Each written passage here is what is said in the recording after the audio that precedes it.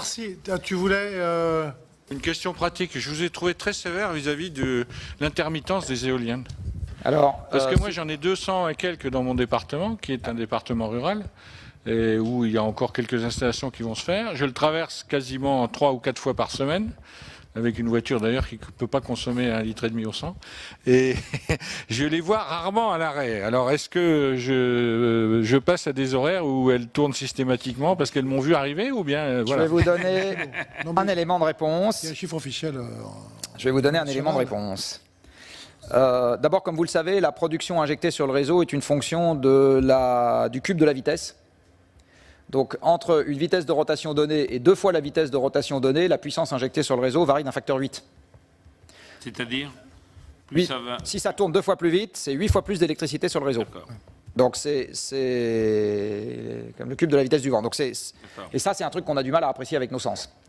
Et la deuxième réponse... On dit ton petit vent marnais est moins intéressant que le grand vent il n'est pas marnais, Loire-Atlantique. il est meusien. Non, mais alors effectivement, mais ça, il faudrait qu'on le fasse passer au niveau du grand public, parce qu'on est toujours pareil, on est dans la logique du tout ou rien. Soit elle tourne, soit elle ne tourne pas. Mais effectivement, si elle ne tourne pas vite, il y a le fameux facteur de démultiplication. Voilà un début de réponse à votre question.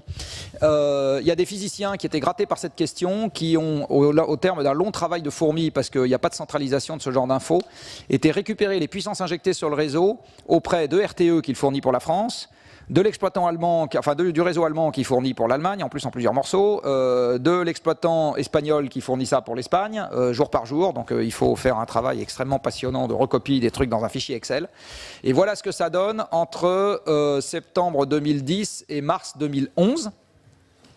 Avec un pas de temps qui est celui de l'heure, si ma mémoire est bonne. Donc vous voyez que, en gros, ou bien vous avez une dépression atlantique et toutes les éoliennes produisent, qu'elles soient en Espagne, en Allemagne, en France, en UK, etc.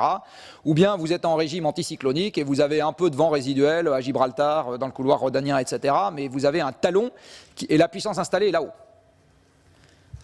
Donc ce que vous dit ce graphique, c'est qu'en moyenne, vous n'êtes sur ces 6 mois, vous n'êtes jamais à mieux que la moitié de la puissance installée.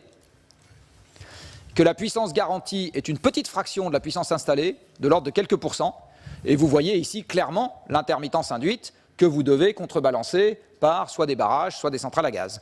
Alors les Espagnols ont choisi des centrales à gaz, ce qui maintenant leur coûte bonbon en gaz et en CO2. Donc en même temps qu'ils installaient 15 gigawatts d'éolien, ils ont installé, 20 gigawatts d'éolien, ils ont installé 15 gigawatts de centrales à gaz, et ils publient des très beaux communiqués de presse quand c'est l'éolien qui domine, mais enfin ils devraient publier 3 fois plus souvent des communiqués de presse en expliquant que c'est le gaz qui domine. Hein, ah bah oui, c'est exactement ça qu'ils devraient faire.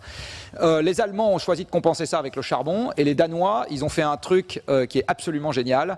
Comme en gros le pays est trop petit compte tenu de la quantité d'éoliennes qu'il a, pour absorber sa propre électricité d'origine éolienne, quand le vent souffle, il exporte. Vers qui est-ce qu'il exporte? Vers les pays avec lesquels il est interconnecté. L'Allemagne d'une part et la Norvège de l'autre. Quand la Norvège reçoit de l'électricité danoise, que le Danois ne peut pas, il doit s'en débarrasser, c'est pour l'équilibre du réseau électrique, il doit absolument s'en débarrasser. Que fait le Danemark à ce moment? Il est prêt à la vendre à n'importe quel prix. Quel est le prix auquel la Norvège va accepter l'électricité danoise? Le coût de production marginal d'un barrage. Vous savez, le coût de production marginal d'un barrage, c'est les 3 minutes d'ouvriers qui sont nécessaires à ouvrir et fermer le robinet, c'est zéro. Zéro. Donc les Danois ont subventionné, avec leur argent à eux, une industrie qui va vendre à l'exportation à un coût marginal nul, et quand eux, ils ont besoin d'électricité parce qu'il n'y a pas de vent, ils importent en provenance du producteur norvégien qui, pas fou, là pour le coup, leur fait payer le prix fort puisque c'est de l'électricité de pointe. Donc le Danemark a bâti un formidable, et c'est pour ça qu'il y a eu la bronca au Danemark sur ces subventions à l'éolien qui ont été abandonnées depuis, tout simplement parce que ça revient à subventionner le producteur danois, le producteur norvégien qui possède les barrages. Voilà, donc les Norvégiens sont ravis et ils sont tout à fait pour l'électricité d'origine éolienne, tout comme du reste les vendeurs de gaz. Si vous faites venir ici un vendeur de gaz, il va vous expliquer que l'éolien, il trouve ça absolument génial. Moi, à Copenhague, j'étais allé au meeting de l'International Gas Union, où tous en chœur, j'étais le seul Français dans la salle, je crois, et il n'y avait pas un journaliste dans la salle. Hein. Et tous en chœur, les gaziers disaient « l'éolien, c'est génial, l'éolien, c'est génial, l'éolien ». Voilà, tous en chœur. Bien, merci beaucoup.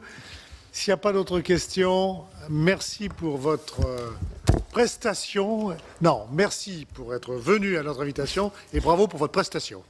Eh bien, bons travaux. C'est à vous que j'envoie la présentation ?